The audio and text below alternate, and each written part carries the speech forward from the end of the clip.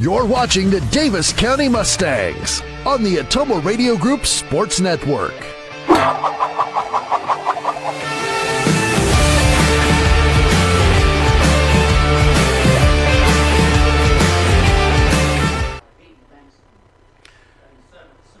Mustangs on the field, warming up as we get set to start game number 2.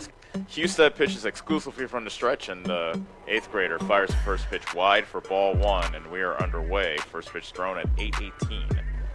The pitch, high for ball 4, a leadoff walk to Turpin. Husted's already allowed a walk. Now guys is ahead of the count 3-1. A line drive base hit into left field. Settles comes up with it, and they bring the runner home, and they hesitated with the throw, and the run scores. Settles threw it to the cutoff man, and Geiza, the head coach at third base, looked like he kind of whispered to Turpin, yeah, just go on and go home.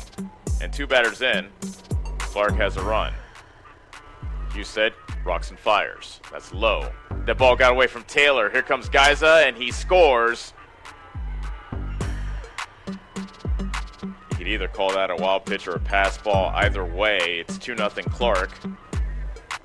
But Davis County could not get that go-ahead run in. They just couldn't get over the hump. 12 men left on base in game 1.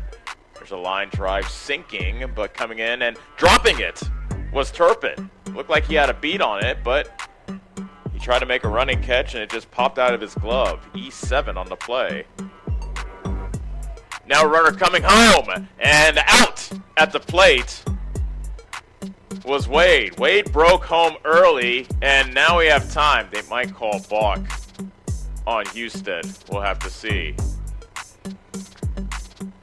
John Tharp, the field umpire, pausing, and we have a balk called on Husted, so that'll make it a 3-0 ball game. Wade broke for home early. Husted threw home, but apparently he did not step off the rubber, although he was throwing home, so would he have to step off? Todd White now wants to come out and talk to John Tharp, the field umpire. I thought it was a pitch because Husted is mimicking that he came set. Tharp walking away from Todd White while saying a couple of things. I don't think he was up for any further discussion. The 1-1. That's nubbed over to second. Kepfis throws to second for 1 to throw to first. It is a double play.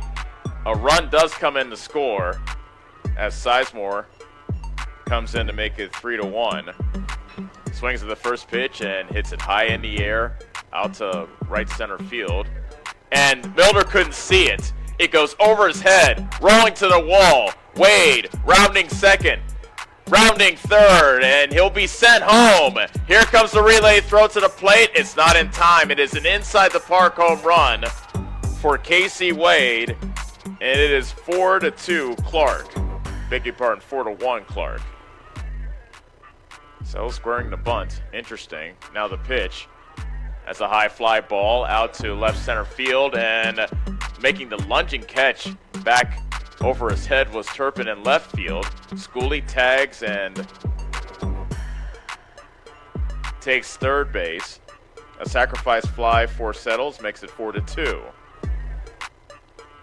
The 1-0. He golfed that one inside the third base bag. Fair down the left field line. Coming in to score is Schooley, and it is a 1-run ball game on the RBI single by Taylor.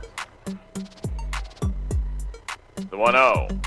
High fly ball out to right. Humphrey comes in. He dropped it. 2 runs come in to score for Clarke. Runner going to third, and out is the call at third as Danley tried to take third on the play, but a huge error out and right has made this a 6-3 ball game. 1-2 the count now to Thomas. Runners at first and second with nobody out. And the 1-2 pitch is lined hard out to left field. That's trouble, as that is over the head of Johnson and rolling towards the wall. Turpin scores. Geiza rounds third, and he will score as well. A 2-run double for Thomas, as Clarke has blown this game open. It is now 8-3. Have a look into the future of Davis County's pitching here in Game 2. Game was started by Grant Husted, an 8th grader, and now the freshman Victor Milder. Sees that pitch lined hard out to the right center gap, and that will plug the gap and roll to the wall. Thomas will score easily. He will switch places with Wade. An RBI double for Casey Wade, and it is now 9-3 Clarke. Johnson's next delivery bounces past Taylor. Coming in to score is, that's a courtesy runner to make it 10-3 Clarke. Now the 3-1 pitch. Hit high in the air out to center. Milder has that go over his head. Rolling to the wall, and the merry-go-round starts. Jacobson scores.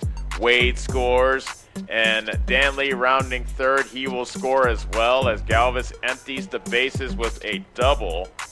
It is now 13-3 Clarke.